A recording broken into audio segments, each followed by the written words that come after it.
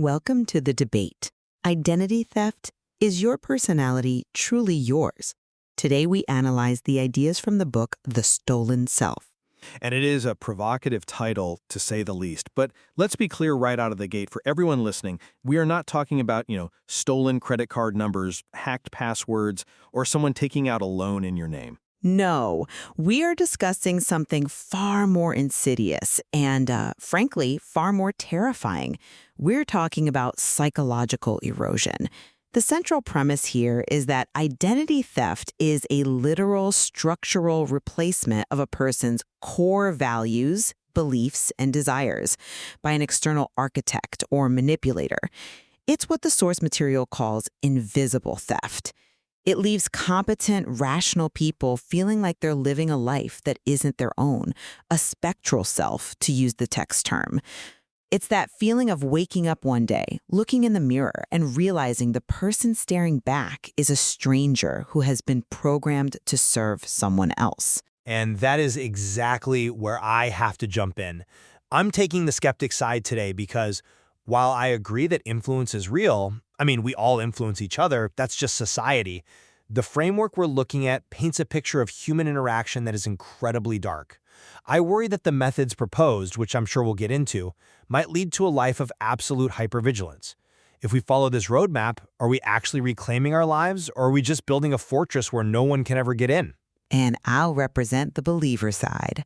I argue that what you call hypervigilance is actually necessary awareness in a world that is frankly increasingly adept at manufacturing consent. The methods in The Stolen Self aren't about paranoia. They are survival tools for reclaiming autonomy. This is about stopping an epidemic of psychological subjugation, where people are reduced to echoes of their partners or their parents. Well, that's the core question we need to answer today, isn't it? Is the cure proposed here worse than the disease? Because the disease, as described, sounds like a horror movie. It feels like a horror movie to those living it. The concept of invisible theft is terrifying specifically because it is so gradual. It isn't a sudden coup. It's a slow poisoning. The material breaks down psychological identity into three key elements: core values, belief systems, and personal desires. The argument is that in these toxic dynamics, these elements are systematically overwritten. You have someone who values honesty and freedom suddenly lying to cover for a partner and, cutting off their own friends. But hold on. People change. That's my initial issue here. I am not the same person I was 5 years ago. My values have shifted. My desires have shifted. That's called growth. But this isn't change or growth. That's the critical distinction the material makes. This is a hostile takeover. When you look back and realize you hate the music you listen to, you don't recognize the clothes you wear, and you've abandoned the hobbies that used to make you you, that isn't compromise. That's erasure. The text calls this the gilded cage. You're comfortable, perhaps, but you are no longer the pilot of your own life. Without the radical interventions proposed, the implementation roadmaps, individuals just remain trapped. Okay, I see the picture you're painting, but let me offer a different perspective. I acknowledge the manipulation exists. Of course it does.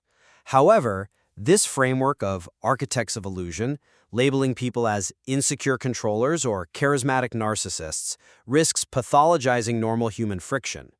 The source material encourages a self-assessment, where you score yourself on whether you feel different or if your passions have changed. If we tell listeners that every time they rely on a partner's opinion or change a habit, they are being erased, we are promoting a deeply suspicious worldview.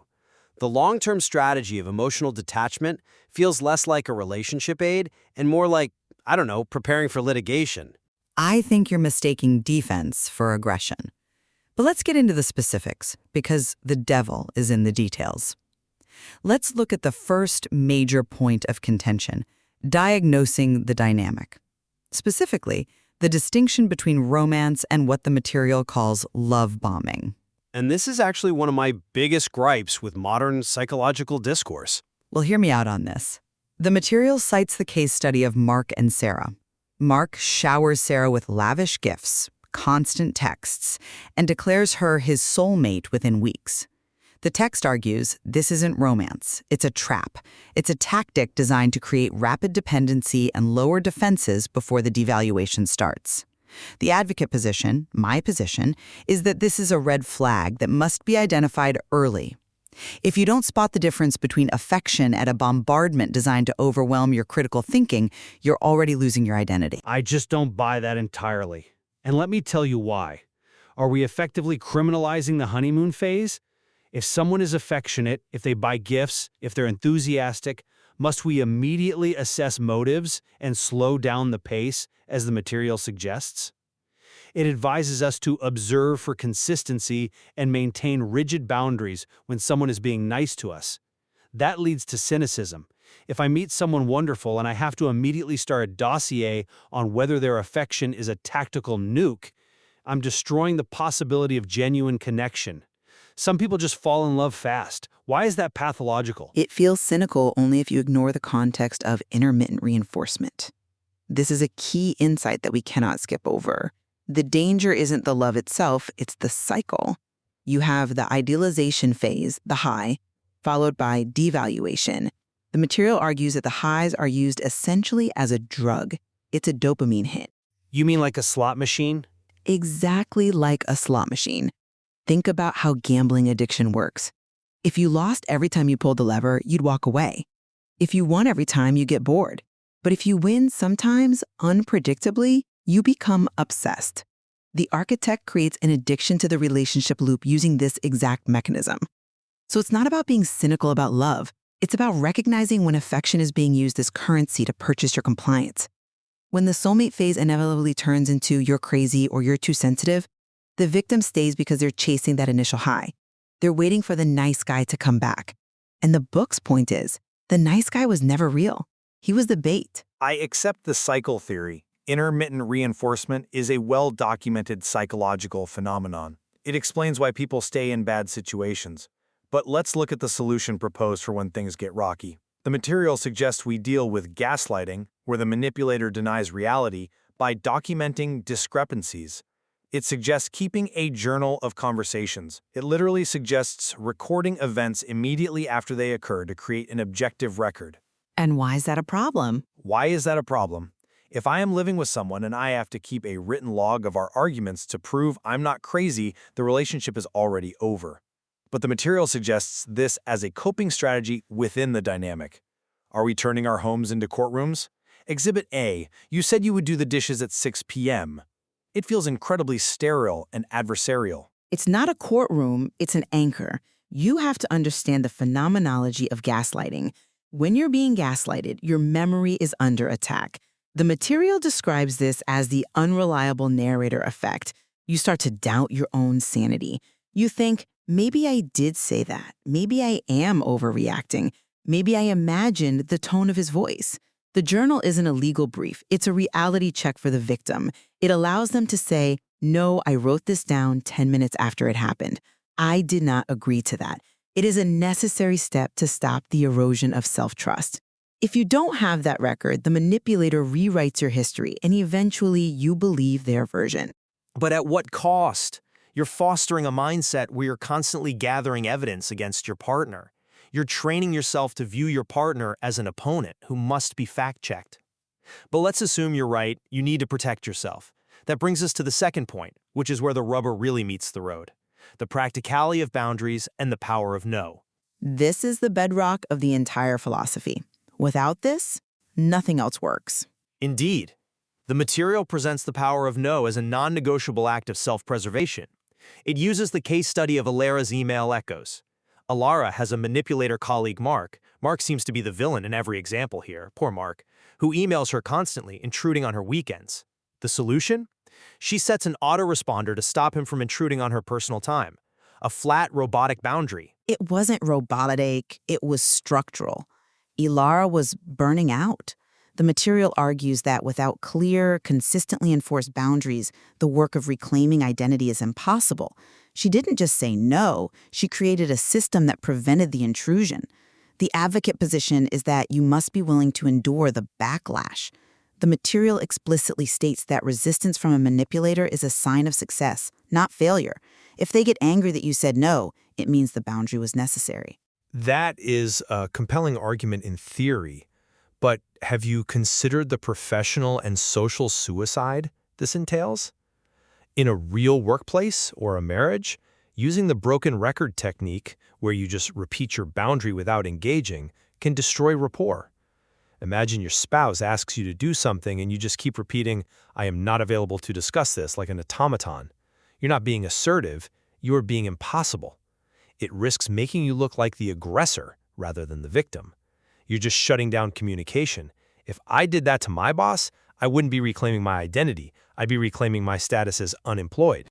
I see the risk you're pointing to, but the material distinguishes this clearly. There's a huge difference between aggressive and assertive. Aggression dominates, assertion protects. Passive behavior leads to resentment, which eventually explodes. The goal described is to use I statements. I feel overwhelmed, I need space. It's not about starting a fight, it's about diffusing the gaslighting. If you don't draw a line, the manipulator will keep pushing until you are off a cliff. Alara's autoresponder was necessary because Mark was exploiting her lack of boundaries. She had to build a wall because he wouldn't respect the door. And yes, sometimes you have to risk the relationship, even a professional one, to save your sanity. I agree that I statements are better than accusations, but I worry about the isolation counter strategy. The proposal is to curate a support system. It essentially advises cutting out those who don't validate you and looking for people who mirror your true self. Which is vital. You cannot heal in the same environment that made you sick.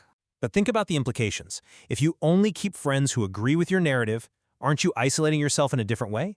You're creating an echo chamber where you're never challenged. That's not a support system, that's a fan club. If I cut out everyone who tells me, "Hey, maybe you were wrong in that argument," I am not reclaiming my identity, I'm inflating my ego. I worry this advice creates people who are incapable of hearing criticism because they label it as manipulation. I think that's a deeply uncharitable reading of the text. The material explicitly warns that isolation is the manipulator's weapon. The victim has usually already been cut off from reality by the architect. Curating a support system isn't about finding yes men. It's about finding people who are not agents of the abuse. It's about finding people who don't have an agenda to control you. When your reality has been distorted, you need external validation from healthy sources just to remember who you are. It's not an echo chamber, it's a rescue team. You need someone to look you in the eye and say, "That wasn't normal. You are not crazy." Perhaps, but it creates a binary world, safe allies versus manipulators. It divides the world into friends and enemies. And this brings me to our third point of contention, the internal battle. Because according to this book, the enemy isn't just outside, it's inside. Precisely. And this is the most profound part of the material. It discusses the internal saboteur. We develop an internal, unreliable narrator based on past trauma or, societal echoes. I'm not good enough. I don't deserve this. I'm too difficult. The advocate argues that we must audit these internal narratives. We have to identify limiting beliefs and literally rewrite them. I come at it from a different angle. The material suggests we reconnect with the past self. It talks about recalling hobbies and interests from years ago to find our inner compass. It feels like nostalgia weaponized. People change. I'm not the same person I was 10 years ago, and I shouldn't be. Trying to excavate an authentic self from the past seems regressive. Are we digging up a true self or just regressing to a time before we had adult responsibilities? I used to paint when I was 20, so now that I'm 40 with a mortgage, I need to paint again to be real? Maybe I just moved on. Maybe I just prefer watching Netflix now. It is not regression. The material frames it as post-traumatic growth. It's not about pretending you're 20 again. It's about remembering the parts of you that were silenced. If you stopped painting because you simply lost interest, that's fine. But if you stopped painting because your partner mocked it or because you were told it was a waste of time, picking up a brush isn't nostalgia. It's an act of defiance. It is reclaiming a piece of your soul. The Unstolen Life Manifesto is about agency. It's about asking the hard question, did I stop doing this because I grew out of it or because it was stolen from me? That is a poetic way to put it, and I appreciate the concept of post-traumatic growth, but I remain skeptical about the mechanics of breaking the trauma bond. The trauma bond is the hardest chain to break. It's the biochemical link to the abuser. Right, and the advice in the source material is very logical. Limit contact, journal emotions, seek external validation, observe the cycle. It treats love and attachment like a math problem. The material admits that trauma bonds are addictions forged by that intermittent reinforcement we talked about. But you cannot logic your way out of an emotional addiction. Telling someone to just observe the cycle when they're in the throes of chemical withdrawal from a partner feels incredibly cold. It underestimates the messy, agonizing reality of heartbreak. You can't spreadsheet your way out of love, even bad love. It isn't cold, it's clinical. And sometimes clinical is what saves you. The material acknowledges the storm of detachment. It says it will be excruciating. It says you will want to go back. But it provides a roadmap so you don't get lost in that storm. Without the logic, without the success metrics and the action plans, the victim just drowns in the emotion. The structure is the life raft. You need a limited contact plan, specifically because your heart will betray you. Your heart will betray you. That is exactly the worldview I find concerning. It frames your own emotions as a saboteur and your partner as an architect of illusion. It is a very lonely place to be, constantly auditing your thoughts and documenting your reality. It feels like you're a vigilante in your own life, always watching your back. It is only lonely until you break free. Once you're out of the gilded cage, the isolation ends. The alternative is staying in the cage and pretending it's a home. The discomfort of the process is the price of admission for a life that is actually yours. We're nearing the end of our time, so let's look at the big picture. I've read The Stolen Self cover to cover. The analysis of manipulation is sharp, I will give it that. The taxonomy of the insecure controller versus the charismatic narcissist is useful, but I must warn our listeners, the solutions are high risk. Implementing these rigid boundaries, constantly documenting reality, and treating interactions as potential identity theft requires a level of vigilance that is exhausting. And I would argue that living as a shadow of yourself is far more exhausting. Fair point. But my advice is to approach these methods with caution. Use them to spot abuse, absolutely, but don't let the defense mechanisms become your entire personality. You don't want to become so fortified that no one can get in. You don't want to become an island. I see why you worry about that, but my final take is that this is a must-try framework for anyone who feels erased by their environment. The material makes a crucial point. The discomfort of setting boundaries is just the growing pains of reclaiming the self. Yes, it's rigid at first. A cast on a broken leg is rigid, but it is necessary for healing.